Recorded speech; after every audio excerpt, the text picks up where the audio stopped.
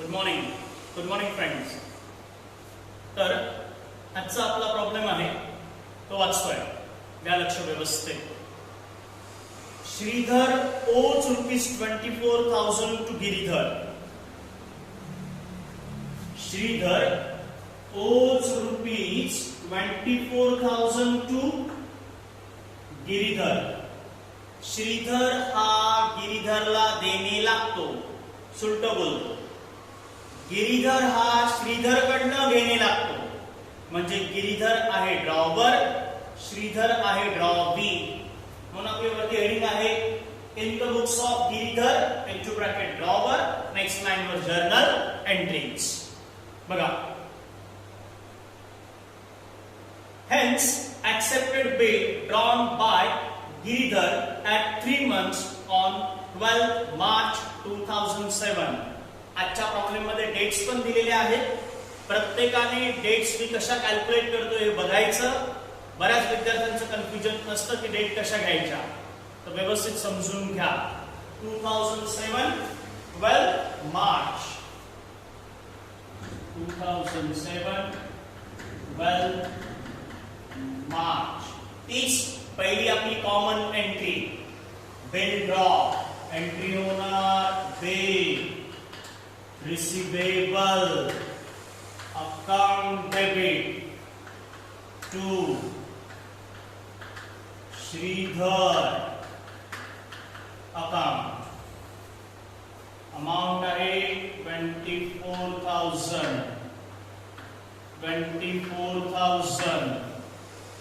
Narration.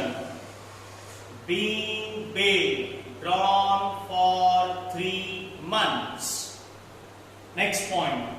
On same day, Giridhar endorsed it to Murlidhar.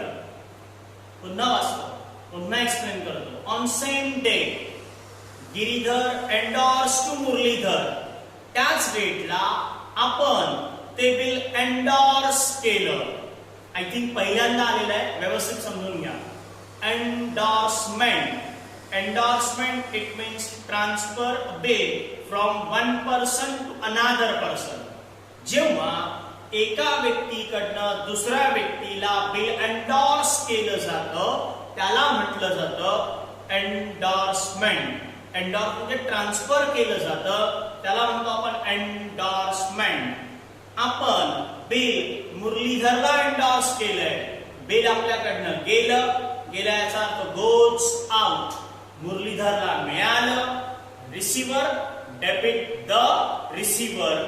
Entry होणार काय? Entry होणार Muralidhar account debit to bill receivable account. Muralidhar account debit to bill receivable account.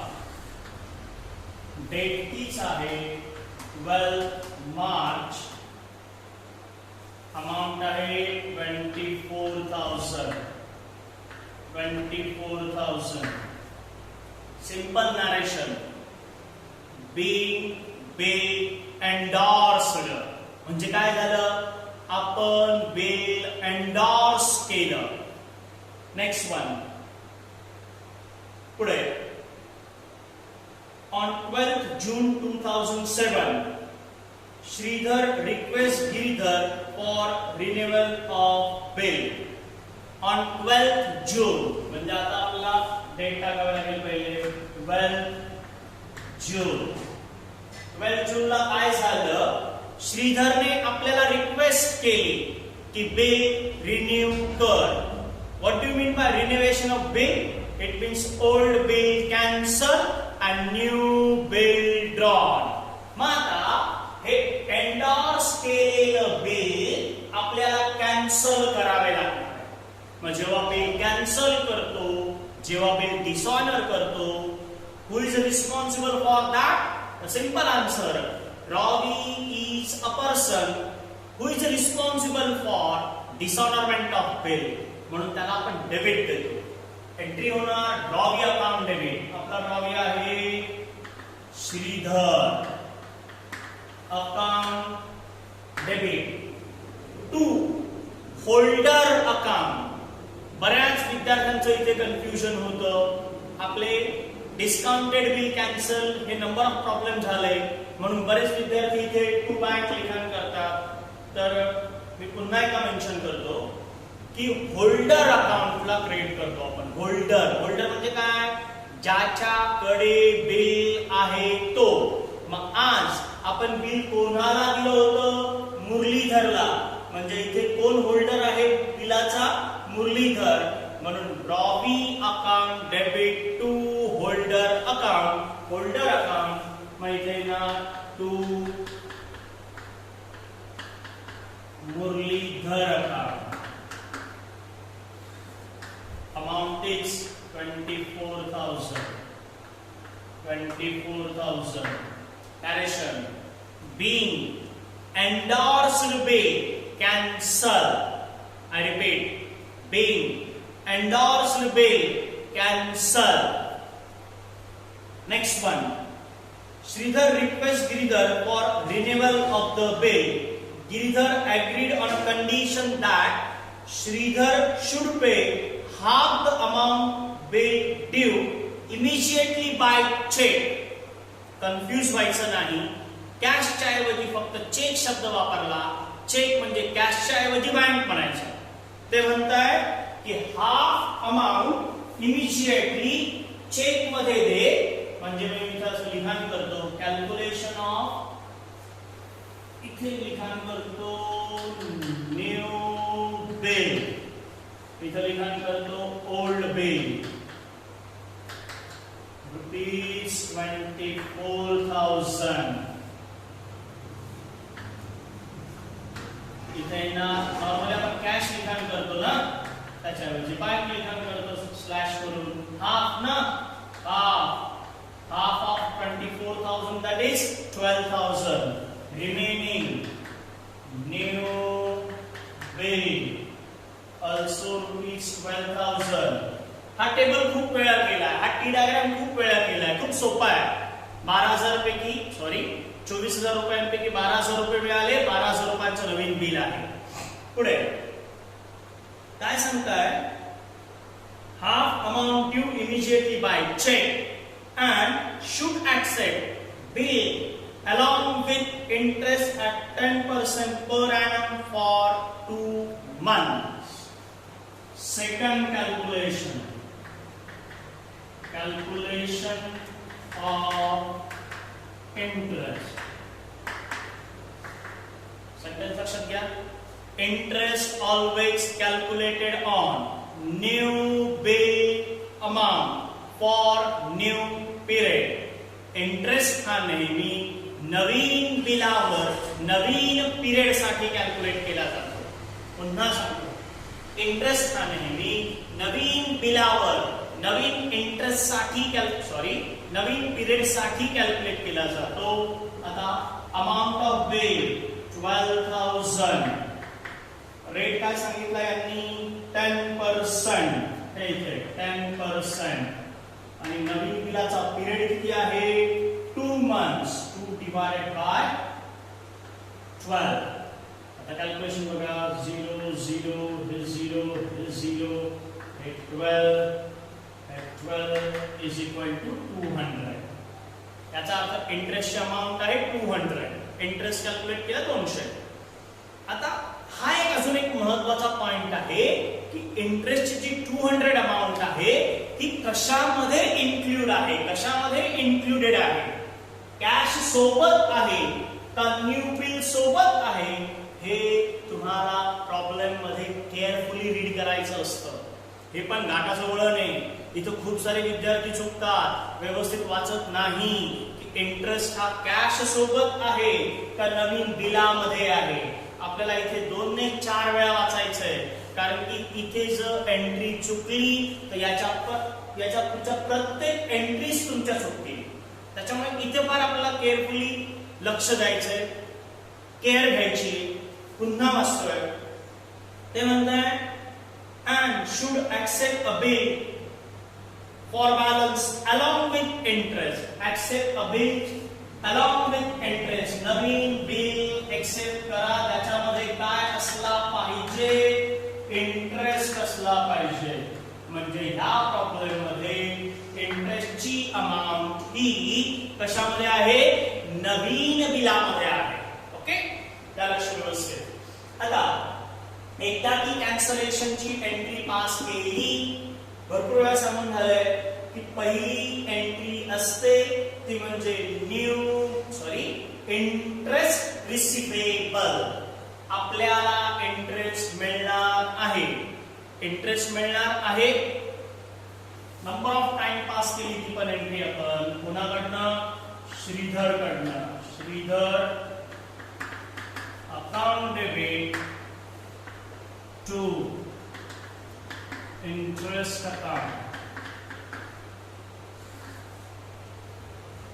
Interest आहे 200. Direction being interest receivable. आता याची date हीच continue असणार आहे, date हीच कंटिन्यू असणार आहे म्हणून मी डबल लिखाण करत नाही. पार्ट पेमेंटची एंट्री आज फक्त मी कॅश स्लॅश बँक किंवा bank slash cash account debit to कोण आहे, श्रीधर अकाउंट. पार्ट पेमेंट मिळालं. अगेन 12,000. मुद्दामून थोडा स्पीड घेतो, हे झालंय भरपूर वेळा. Being part payment received. Part payment received नंतर नेक्स्ट आहे न्यू बिल ड्रॉन. बिल जरी नवीन असेल एंट्री मात्र आपली तीच, bill receivable account debit to Shridhar account.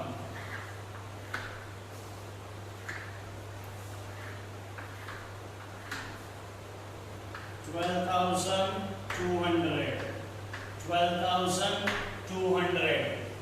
Narration असणार आहे काय, being new bill drawn for 2 months including interest. Problem मध्ये काय दिलंय पुढे वाचूया. These arrangement were carried through. म्हणजे जसं त्यांच्यामध्ये एग्रीमेंट झालं, डील झाली, तशा आपण एंट्रीज पास केल्या. पुढे काय म्हणतात, on the same day Giridhar sent the new bill for bank for collection. Okay, ते काय म्हणतात, हे जे नवीन बिल आहे आपण बँकेकडे पाठवलं, कशासाठी, कलेक्शन साठी.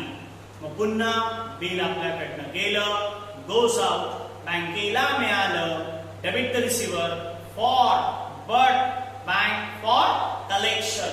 एंट्री होणार bill send to bank for collection account debit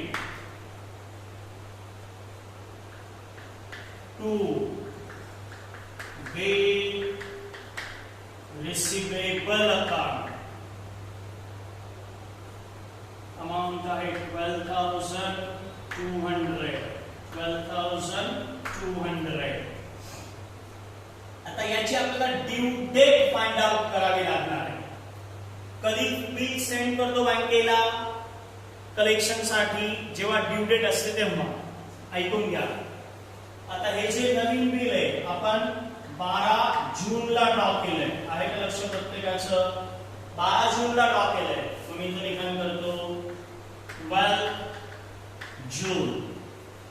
2 महिन्यांचा पिरियड नवीन बिलाचा, जुलै ऑगस्ट.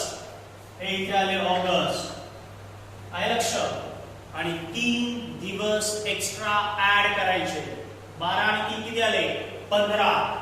हे इथे आले 15 August. 15 August. 15 August it's a independent day, public holiday. याचा अर्थ 1 डे बिफोर. 1 डे बिफोर 15च्या ऐवजी किती येणार? 14 ऑगस्ट. म्हणजे इथे आपली ड्यू डेट आहे 14 ऑगस्ट. ओके, नेक्स्ट वन काय म्हणता बघूया. On due date new bill was honour and bank charges debited by ₹100. म्हणजे ड्यू डेटला बिल ऑनर झालं आणि बँकेने बँक चार्जेस चार्ज केले. किती चार्ज केले तर ते म्हणजे 100 बँक चार्जेस चार्ज केले. नॉर्मल एंट्री होणार तीच डेट आपली 14 ऑगस्ट. एंट्री होणार bank account debit bank charges account debit to be sent to bank for collection account. आता बिलाच्या अमाउंट आहे 12,200 बरोबर आहे. बँकेने 100 बँक चार्जेस चार्ज केले म्हणून डेबिटला येणार 100 म्हणजे आपल्याला किती मिळणार 12,100. Simple narration. Being bill sent to bank for collection was honored. जागा असेल तर with charging bank charges. जागा असेल तर अदरवाइज नाही लिखाण केलं तरी पण चालेल. याचा प्रॉब्लेम संपलेला आहे आणि सरते शेवटी आपली तेच काय टोटल घ्यायची आहे. यानंतर प्रॉब्लेम मध्ये त्यांनी लेजर पण विचारलंय तर लेजर पण घेऊया. ओके, आता आपण प्रिपेअर करणार आहोत ड्रॉवीचं अकाउंट ड्रॉवरच्या पुस्तकात. ड्रॉवरच्या पुस्तकात ऑलरेडी जर्नल एंट्रीज केल्या आहेत. सिंपल काम करायचे, एंट्री उचलायच्या आणि लेजर मध्ये पोस्ट करायच्या. आता एक महत्वाचा पॉइंट सांगतो. जर समजा जर्नल एंट्रीज मध्ये सुरुवातीला सेल परचेसची एंट्री असेल तर इथे वरती जागा सोडायची नाही. जसं मी सांगितलं ना साईडला एक जागा सोडायची. पण जर समजा सेल परचेसची एंट्री असेल, सेलची किंवा परचेसची एंट्री सुरुवातीला असेल तर जागा सोडायची नाही. पण जर समजा ओज असा शब्द असेल आणि सेल परचेसची एंट्री नसेल तर मात्र सुरुवातीला आपल्याला जागा सोडावी लागणार आहे. करूया सुरुवात. काय सांगितलंय पहिलं बिल ड्रॉ केलंय. Bill receivable account debit to Shridhar. श्रीधरला by bill receivable account 2007 12th March by bill receivable account 24,000. Okay, पुढे काय Muralidhar account debit to bill receivable account. इथे कुठे श्रीधर अकाउंट दिसत नाही, पोस्टिंग होणार नाही. पुढे Shridhar account debit to Muralidhar. मग श्रीधरला काय ना टू मुरलीधर अकाउंट. इथे एक लाईन सोडायची आहे टू मुरलीधर अकाउंट 24,000. याची डेट आहे 12 जून 12 जून. त्यानंतर इंटरेस्ट आहे. Shridhar account debit to interest. इथे ना टू इंटरेस्ट अकाउंट 200. त्यानंतर बैंक और cash account debit to Shridhar. श्रीधरला बाय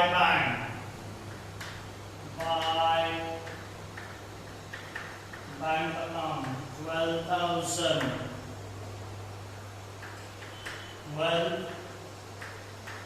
जून. ओके, त्यानंतर bill receivable to Shridhar by bill receivable account 12,200.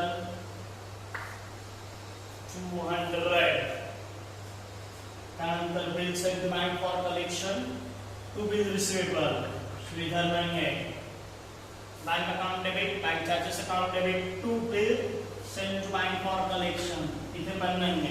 Okay, account close करना, क्रेडिट साइड मोठी है, बघा आता किती होत आहे, 48,200, हे 48,200. नॉर्मली आपण काय करतो, हे क्लोजिंग बॅलन्स लिखाण करतो ना, टू बॅलन्स कॅरीड डाऊन, याच्या ऐवजी तो ओपनिंग बॅलन्स दाखवायचा आहे, कारण की सुरुवातीला त्याच्याकडनं पैसे घ्यायचे होते म्हणून आपण बिल ड्रॉ केलंय. समजण्याने असं लिखाण करा.